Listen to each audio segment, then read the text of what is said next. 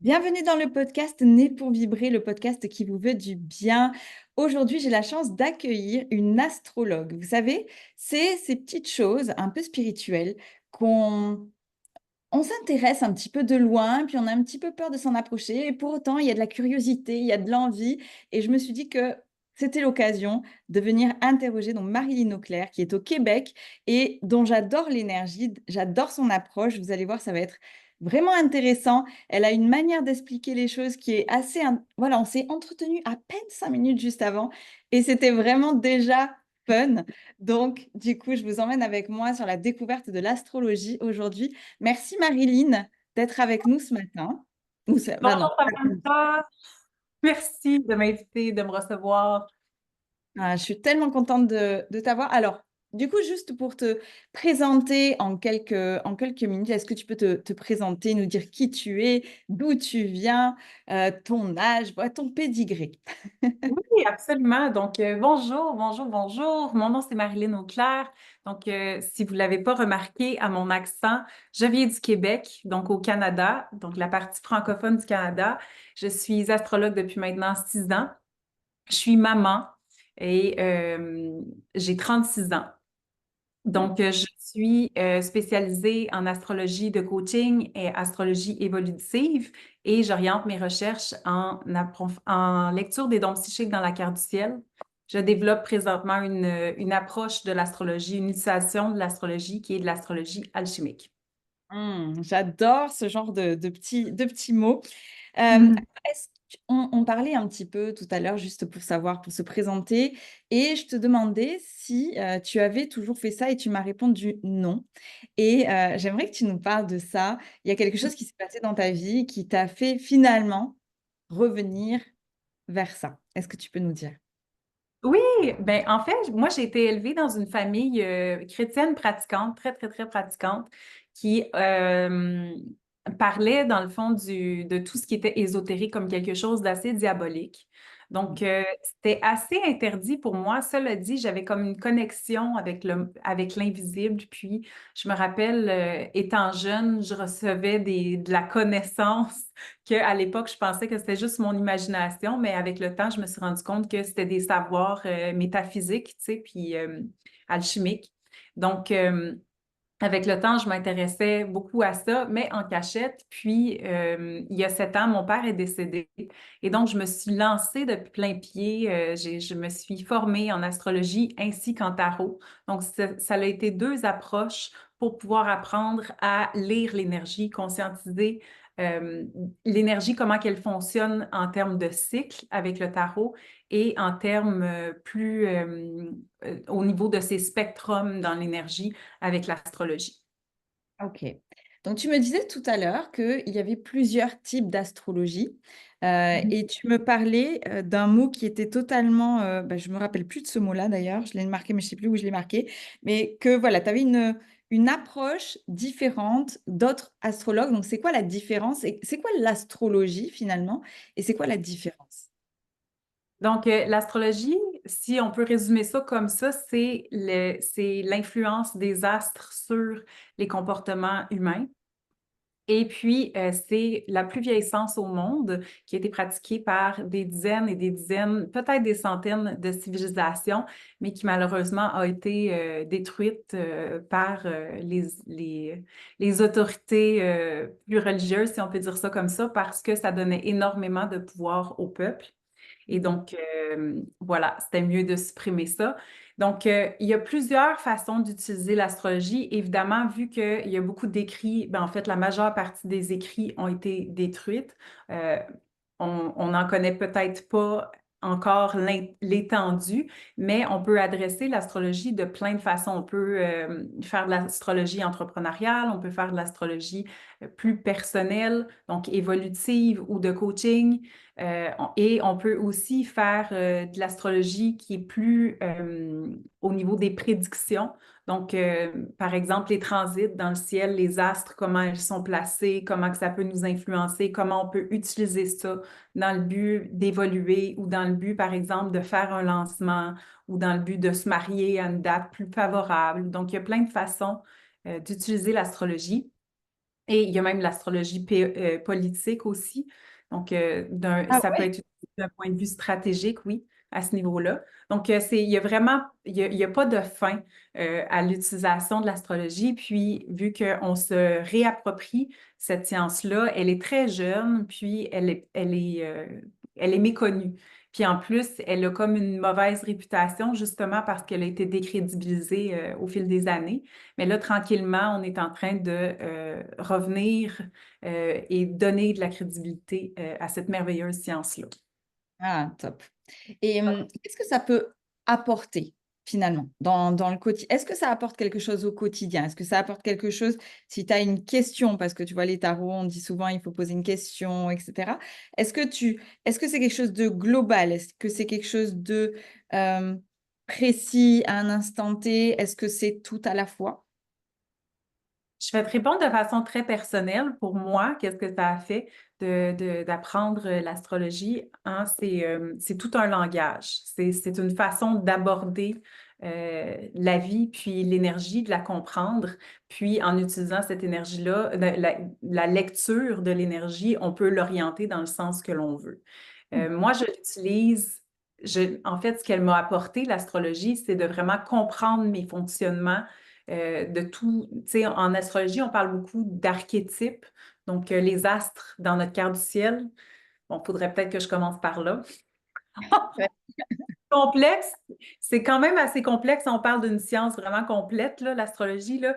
Euh, Quand on est dans le ventre de notre maman, on ne ressent pas de besoin dans le sens où on n'a pas faim, on n'a pas chaud, on n'a pas soif et surtout, on ne se sent pas seul. Au moment où on sort du ventre de notre mère, c'est là qu'il y a comme une programmation qui se fait parce que c'est notre premier rapport au monde de la matière par nous-mêmes. Tu sais, c'est la séparation originelle. Et à ce moment-là, il y a comme un choc qui se crée dans tout le corps puis dans tout le cerveau. Et comment les astres, selon leur composition élémentaire, comment les astres vont être placés, ça va créer un conditionnement qui va se répéter, comment je pourrais dire, ça va forger notre façon de voir le monde, puis qui va se répéter, répéter, répéter encore et encore, qui va se renforcer. Donc, s'il y a certaines blessures ou si on est en temps de guerre, mais les astres qui créent cette tension-là, OK, qui est plus ou moins harmonieuse, ben, ça va rester dans l'individu. Puis, il va avoir tendance à voir le monde de cette façon-là.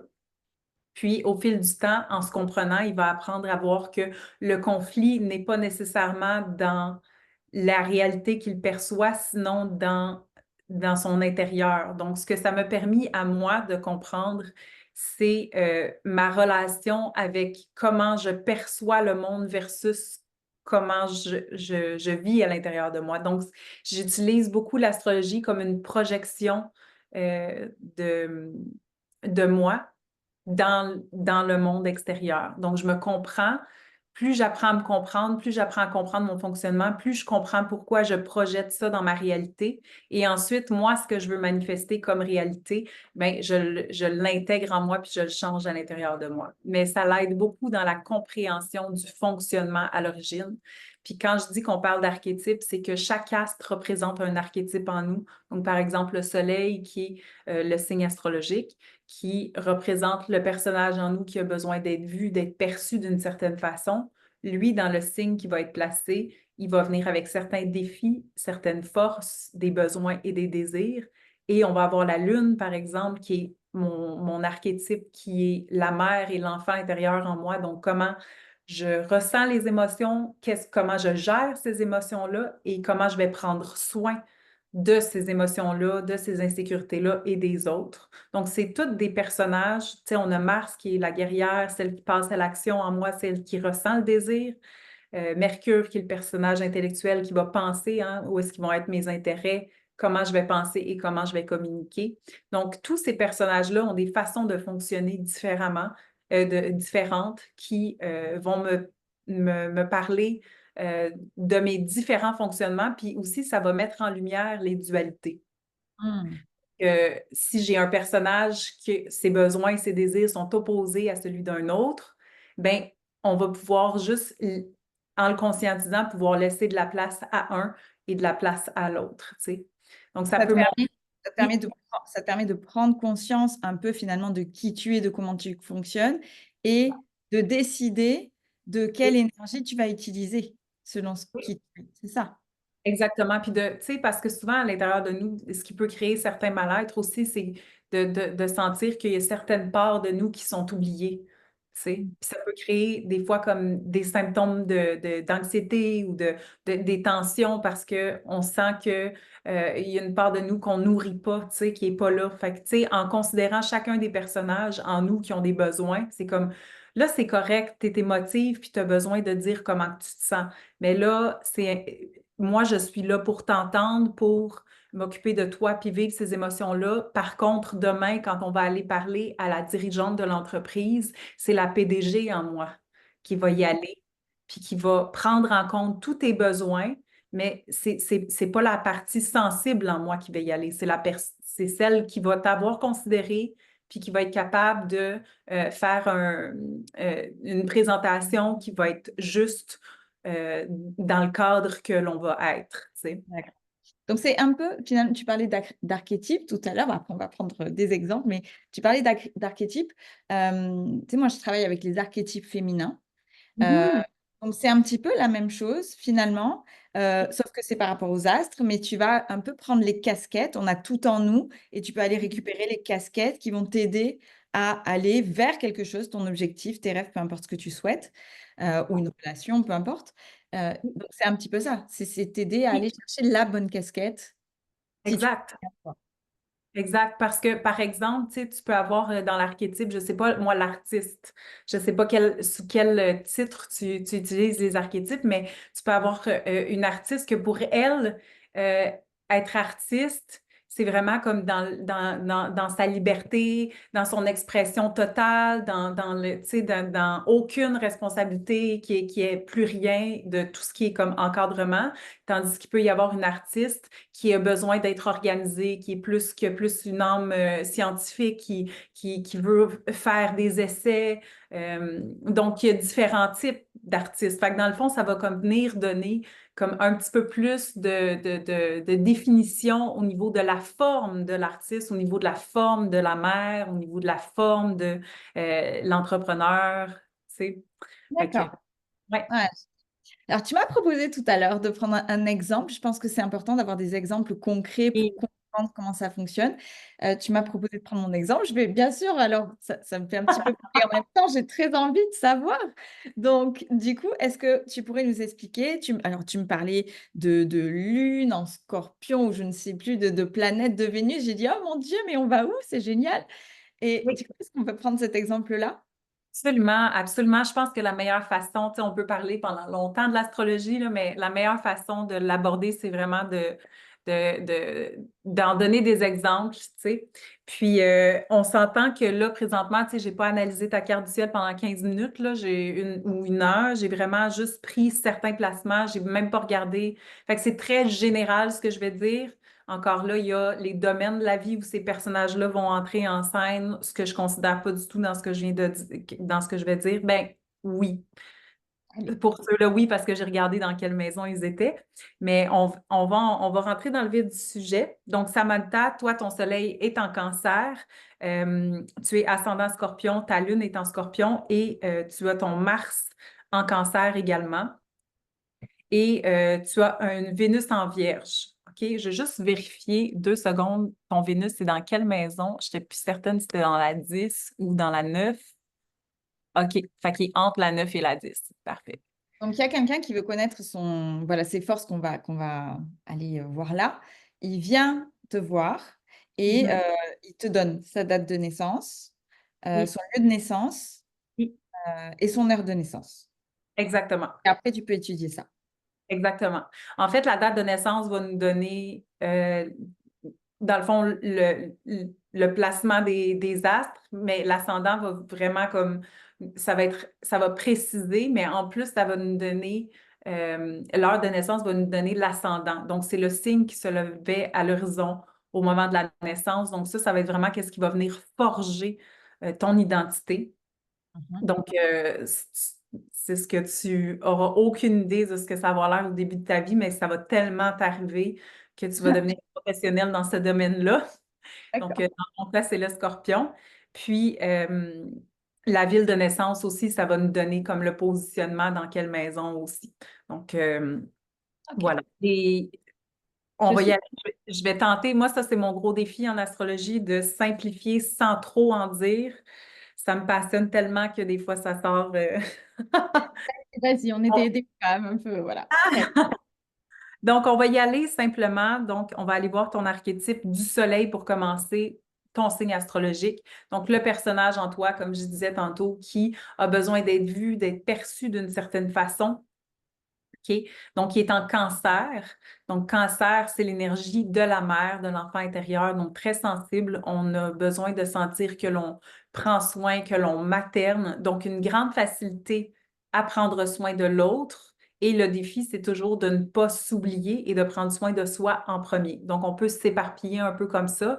Au moment, puis là, je te parle comme d'un point de vue de mon expérience, du nombre de cancers que j'ai eu dans mes consultations. Du moment où tu as des enfants, des fois, ça se règle tout seul, dans le sens qu'on a tellement plus d'énergie pour les autres qu'on finit par se concentrer sur le foyer. Cela dit, c'est quand même essentiel de se repositionner aussi dans le sens de se prioriser. Hein. Comme dans les avions, on dit de mettre le masque avant de mettre le masque à l'enfant. C'est un peu la même chose. Donc, des fois, on peut se demander, ouais, mais comment je prends soin de moi? Ben, ça fait déjà partie de tes grandes forces de prendre soin. Donc, c'est juste à revirer vers toi. Donc, toutes les facettes. Te prioriser pour récupérer de l'énergie et pouvoir encore mieux t'occuper. Exactement.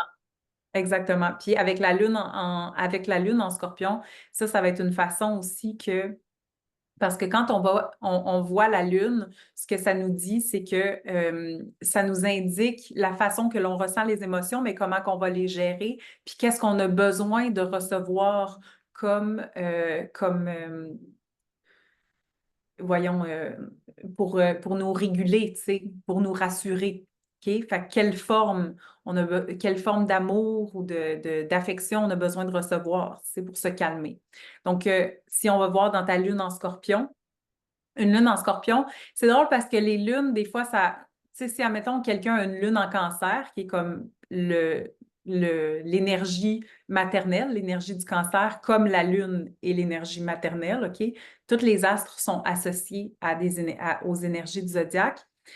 Euh, c'est comme naturel, tu comprends? Elle a besoin d'être accompagnée, d'être assurée, d'être flattée. Mais quand on va plus dans, par exemple, une lune en Capricorne ou une lune en Bélier ou une lune en Scorpion, c'est des lunes qui sont, tu sais, par exemple, quelqu'un qui a une lune en Bélier, ça va être quelqu'un qui s'affirmer, s'opposer, se chicaner, pour elle, ça va être une démonstration de sécurité.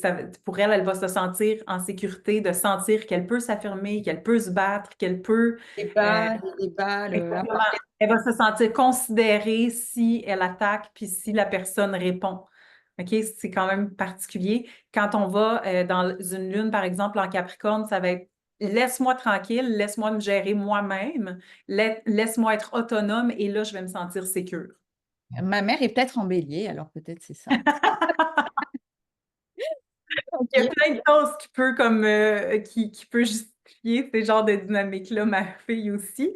Puis dans ton cas, c'est une lune en Scorpion. Donc, Scorpion, c'est le contraire de l'énergie du taureau qui est le confort, la construction. OK? Le Scorpion, c'est vraiment dans l'inconfort, dans les profondeurs, dans la transformation, hein, dans tout ce qui est contraction, expansion. On est dans la contraction ici avec le Scorpion. Fait que une lune en Scorpion, ça va avoir un enfant avec une lune en Scorpion, ça sait tout, ça voit tout dès un jeune âge. Et donc, ça peut développer rapidement un sentiment comme invalidant parce que maman, comment ça se passe ou qu'est-ce qui s'est passé ou des choses comme ça, on veut comme clarifier qu'est-ce qu'on ressent. Puis là, finalement, non, non, c'est dans ta tête, non, non, t'inquiète pas, ça se passe pas ou des choses comme ça. Fait que beaucoup d'invalidation qui peut se transformer au fil du temps en blessure de trahison parce qu'on ressent les choses, mais on vit de la négation par rapport à ça. Donc, c'est dans notre tête. Fait que là, ça crée beaucoup de frustration à ce niveau-là. Donc, une lune en scorpion, ça a besoin de savoir les choses straight pipe, comme on dit, c'est direct comme elles sont. Que la vérité fasse mal ou non, on veut l'entendre, on a besoin de le savoir. Donc, ça ne me dérange pas que tu me parles que mon oncle va décéder ou qu'il est très malade ou qu'il s'est fait assassiner, par exemple, des thématiques qui sont lourdes, qui peuvent être lourdes, puis très marquantes. Cela dit, ça va être plus rassurant pour un enfant avec une lune en scorpion parce qu'au moins, il va savoir que Il a besoin de vérité. Il a besoin de il a la besoin vérité. de vérité, Mais c'est vérité, tellement ça, c'est vérité. tellement ça. Il n'y a rien de pire que d'invalider quelqu'un qui a beaucoup de placements en scorpion. Donc, toi, tu as beaucoup de placements en scorpion. Donc, c'est probablement pour ça aussi que toi, tu sais, je ne sais pas exactement c'est quoi ton approche avec ta clientèle, mais c'est certain que tu vas dans les profondeurs des sujets, puis que tu vas adresser ce qui, normalement, est l'angle mort de l'individu, tu sais. Donc, l'énergie du scorpion, elle n'est pas tuable. Tu sais, elle résiste à tout. Cela dit, c'est ça, ça fait partie de son défi aussi d'apprendre à faire confiance, d'apprendre à lâcher prise parce que sa plus grande force, c'est le magnétisme et son plus grand réflexe, c'est de contrôler Ouais, c'est parce vrai. qu'on voit tout. Donc, plus on apprend à lâcher prise, plus on apprend à faire confiance, plus ça vient à nous. Mais pour ça, c'est ça, c'est qu'on n'oublie pas. Hein, le scorpion, c'est vraiment, c'est la psychologie, OK? Donc, c'est le cerveau associé aux émotions pour ce qui est du scorpion. Fait qu'on marque rapidement, si on peut dire ça comme ça, et en même temps, il n'y a pas grand-chose qu'on ne peut pas traverser. On accepte, puis on y va. Et ouais, il y a quand même une forme de guerrière à l'intérieur de cette énergie-là.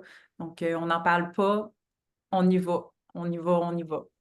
Non, mais c'est très, très vrai. C'est incroyable cette histoire aussi, continue. Comme je t'ai dit, par rapport, on continue dans cette énergie-là du scorpion. Donc, tu as un ascendant scorpion. Ascendant, c'est ce qui vient te former. Ce que je remarque, tu sais, l'ascendant puis le soleil, c'est différent, OK? Donc, on peut voir la personne sensiblement pareil, tu sais, on peut sentir cette énergie-là. Euh, mais l'ascendant, c'est vraiment qu'est-ce qui vient nous former. Donc, avec un ascendant scorpion, c'est probablement, c'est ça, c'est comme beaucoup, c'est comme si tu aurais vécu beaucoup comment je pourrais dire, oui, d'invalidation, mais comme la notion du pouvoir, la notion de la domination, la notion de la manipulation, comment qu'on va jouer avec la réalité pour cacher, pour... Donc, toi, c'est comme si tu es un peu né dans les ténèbres, là. Puis là, dans ce cas-là, je ne suis pas en train de dire que tes parents, c'était les pires du monde. Il y a des très bons parents puis les enfants sont ascendants scorpions. C'est juste que l'enfant est très sensible, puis il va être très marqué par son environnement. Et ce que ça va faire, ça, c'est qu'après ça, il va devenir, comment je pourrais dire, le pionnier dans les ténèbres, dans le sens que ça va être celui qui va tenir le flambeau, tu sais, dans les espaces sombres, parce qu'on est habitué à ça, on a vécu ça, on a senti ça. Souvent, les enfants qui ont des placements aussi scorpions que toi sont nés dans des foyers où est-ce qu'on devait tout garder secret, parce qu'il y avait des grands secrets de famille, puis toi, tu nais, puis pour toi, c'est comme si, quand on a cette énergie-là de scorpion, c'est comme si l'accès que l'on a à la réalité est dans une autre dimension parce que c'est comme si oui, je vais entendre ce que tu me dis, mais je vais voir la motivation derrière, je vais voir ce que tu vas pas dire surtout. Tu C'est sais. vrai. Très, Donc, très, très, il y a très une vrai. lecture de la réalité qui est complètement différente avec l'énergie du scorpion.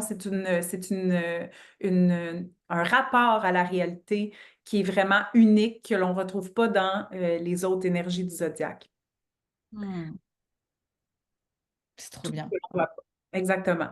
Et je voulais revenir aussi parce que tu as ton soleil en cancer et ton Mars en cancer qui sont dans la maison 8, qui est le domaine du scorpion, de la maison du scorpion. C'est incroyable. Encore là, hein, encore là, c'est ça. Puis, puisqu'on parle de prendre soin, donc Mars, c'est la guerrière en toi, c'est celle qui ressent le désir et qui va passer à l'action dans le but d'aller répondre à ce désir-là. OK, donc, le feu intérieur, puis c'est en cancer, donc prendre soin, materner, Et ton soleil aussi en cancer, donc les mêmes motivations, les mêmes désirs, les mêmes forces, les mêmes défis dans la maison du scorpion. Donc, on veut aller adresser tout ce qui n'a pas été adressé avant.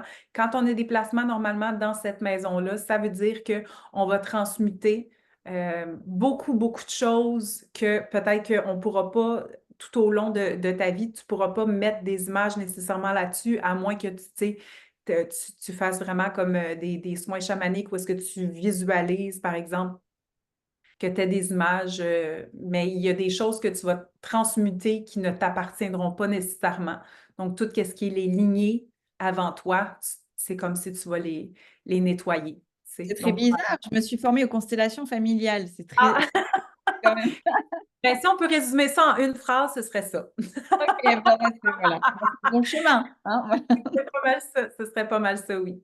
Puis, tu sais, avec la lune en scorpion, c'est vraiment le fun que tu parles de ça parce que, tu sais, si on veut comme apporter un peu comme les dons psychiques à tout ça, tu sais, le scorpion, c'est vraiment le don de la transformation et le don aussi de la force d'aller dans les espaces qui sont marécageux, si on pourrait dire ça, pour brasser le tout puis ramener un système circulatoire en santé. Puis quand on regarde ta lune en scorpion, maison 12, ça veut dire que tes émotions, quand tu les ressens, là, tu les ressens très, très, très, très fort. Et dès un jeune âge, tu as appris à, comment je pourrais dire, tu sais, ta mère te dit, ah, t'as-tu faim, mais tu vois bien qu'elle est fatiguée, tu vois bien qu'elle a sa journée, c'est vraiment comme prise. Donc, tu dis non, j'ai pas faim pour pas la déranger, par exemple. Mais au fur et à mesure que tu vas invalider tes besoins, à un moment donné, tu n'entendras plus tes besoins. Puis ça veut faire partie des défis de la lune en scorpion. Te dire, ben non, je suis correct, mais oui, mais on comprend que tu es capable de te réprimer puis pas ressentir le besoin, mais ça n'empêche pas que tu peux l'avoir. Donc, ça, c'est un des défis. Puis vu qu'elle est en maison 12, la maison 12, c'est une maison très mystique dans la carte du ciel. Ça représente comme l'inconscient collectif, tout ce qui est imaginaire, tous les placements qu'on a dans cette maison-là, c'est ce qu'on a amené à un niveau de conscience différent. Donc, ça veut dire que ta sécurité intérieure, c'est comme si tu l'avais laissée dans le ventre de ta mère en naissant.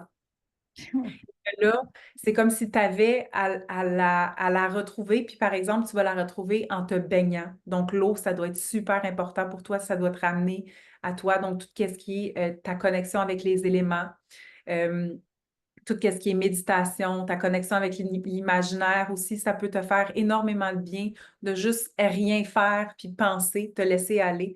Donc, c'est la maison de l'empathie. Donc, si ton personnage émotionnel est dans la maison de l'empathie, ça se peut que des fois, quand il se passe des choses très intenses sur la Terre, mais que tu les sentes, fait que tu te réveilles à un moment donné, puis là, tout d'un coup, ça va pas du tout. Donc, toutes les transformations très profondes, hein, le scorpion, que vit la société, que vit la Terre, l'univers, les humains, les animaux, la nature, tu peux les sentir. Fait que émotionnellement, ça peut être très Ah oui, oui. entraînant pour toi.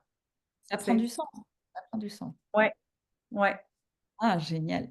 Génial. C'est hyper intéressant. C'est incroyable. Non, mais c'est même, tu vois, je suis même surprise de la justesse, en fait, de chaque mot, de chaque zone, en fait, que tu as exploré, alors que tu as rien étudié du tout, même pas en on a fait ça 1 minute avant de tourner le podcast. C'est incroyable, Ouais. c'est incroyable. Ah, génial et du coup, si, pour toi, amener l'astrologie dans sa vie quotidienne, c'est quelque chose qui va nous aider à nous réorienter, par exemple, quand on a des difficultés à faire des choix, quand, on ne sait pas si on est dans parce qu'on assimile aussi l'astrologie un peu au futur, tu sais? La lecture du futur. L'astrologie, c'est ça va me donner mon futur. Mais comment tu vois ça, toi? J'ai beaucoup de respect pour toutes les pratiques de l'astrologie. Euh, Moi, je n'utilise pas l'astrologie dans ce sens-là, dans le sens que moi, je crois en la création du futur dans lequel on aspire, tu sais, et c'est pour ça que je m'oriente plus dans la compréhension de l'être. Puis quand tu es en paix avec qui tu es, quand tu respectes, puis que tu honores que tu préserves ton intégrité dans tous les aspects de ton être, je pense qu'un alignement est plus facile. C'est pour ça que quand j'enseigne l'astrologie, j'enseigne plus à lire l'énergie qu'à se fier à une carte puis à regarder dans le futur qu'est-ce qui vient. Je pense qu'il n'y a rien qui arrive pour rien, puis que c'est ça, l'alignement se fait avec le cœur, puis en communication, puis en communion avec notre être, tu sais, dans son conditionnement, parce que à quelque part, oui, on est un esprit dans un corps, tu sais, avec une âme, donc des mémoires, mais c'est de considérer ces sphères-là, puis d'être en relation avec le corps, puis être en relation avec le corps qui nous dit euh, c'est quoi nos désirs, c'est quoi nos peurs, ben ça fait que c'est comme si on était en relation avec la Terre au complet, tu sais. Fait que Hmm. de... C'est de Moi, la j'essaie connexion. de sortir le plus du contrôle, de prévoir, de contrôler. J'essaie de sortir le plus de ça pour se ramener vraiment à notre puissance intérieure puis dans la puissance qu'on peut avoir dans la matrice que l'on peut créer dans notre vision du monde, dans notre paradigme, tu sais. Hmm. C'est exactement le mot que j'avais à la bouche quand tu disais, moi, j'aime pas trop ça par le futur. En fait, c'est faire confiance à notre puissance intérieure et à créer cet alignement parfait, l'écoute du corps, l'écoute de l'âme, l'écoute du cœur, l'écoute de tout ce qu'on a envie de vivre et cette responsabilisation finalement de l'alignement qui nous amène obligatoirement à créer de belles choses et à créer ce exactement pour lequel on s'est incarné finalement. Donc, Exact. ouais, chouette.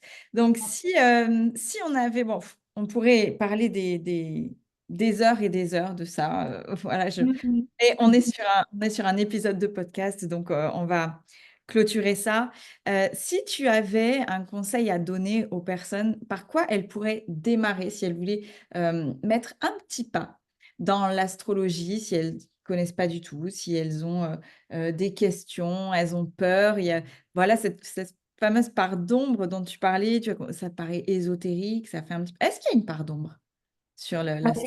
Eh ben oui, par rapport au contrôle, puis par rapport par rapport au contrôle dans le sens que ça va arriver, ça peut arriver, puis par rapport aussi à la limitation de mettre dans une boîte. Moi, j'adresse vraiment l'astrologie comme dans son spectrum. Donc, tout ce que l'on retrouve dans l'énergie et ce qu'on a parlé aujourd'hui, même si la personne n'a pas beaucoup de scorpions ou qu'elle a juste un placement ou pas du tout, cette énergie-là se retrouve en elle aussi. Donc, d'adresser l'astrologie de façon limitante, dans le sens que tu es comme ça, c'est ça qui va se passer.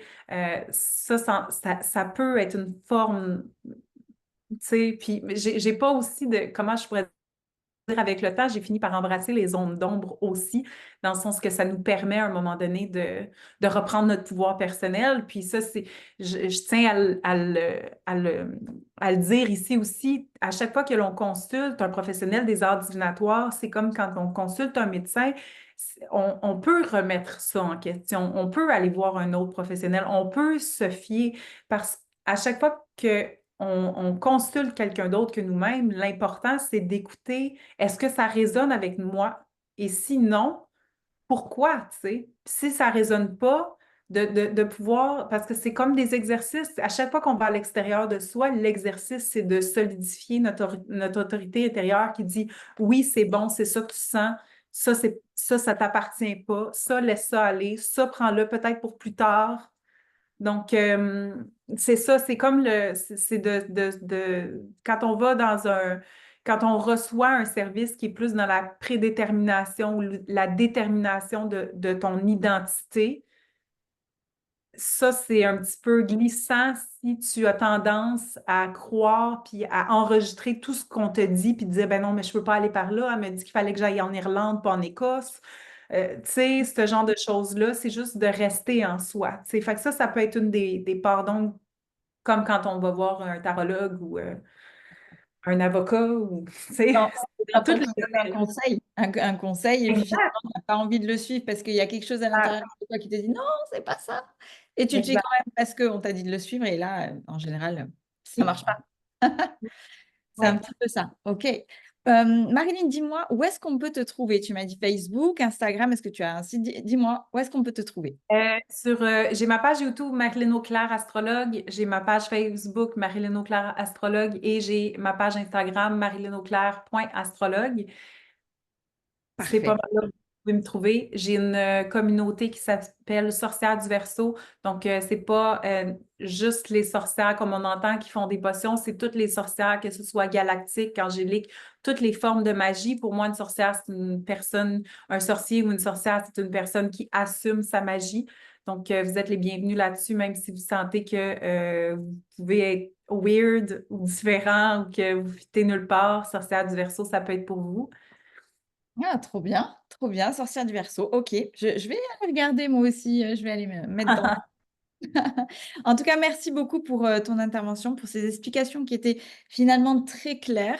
Tu as rendu l'astrologie accessible et ça, je trouve ça chouette. On te retrouve du coup sur ta page Instagram, sur ta page Facebook. Merci beaucoup, Marilyn. Au Et puis, plaisir. toi, c'est la journée aujourd'hui, hein, parce qu'il n'est que 10 heures chez toi, je crois, hein. Ça Donc, commence. Moi, ça commence. ouais, ouais, ça termine. En tout cas, merci beaucoup de ta disponibilité. Et puis, je te dis à très bientôt. Merci beaucoup. Au Et plaisir. et partagez cet épisode autour de vous si quelqu'un peut être intéressé par l'astrologie ou si simplement vous avez envie d'en savoir un petit peu plus. À très bientôt pour un autre épisode sur Né pour vibrer. Bye bye!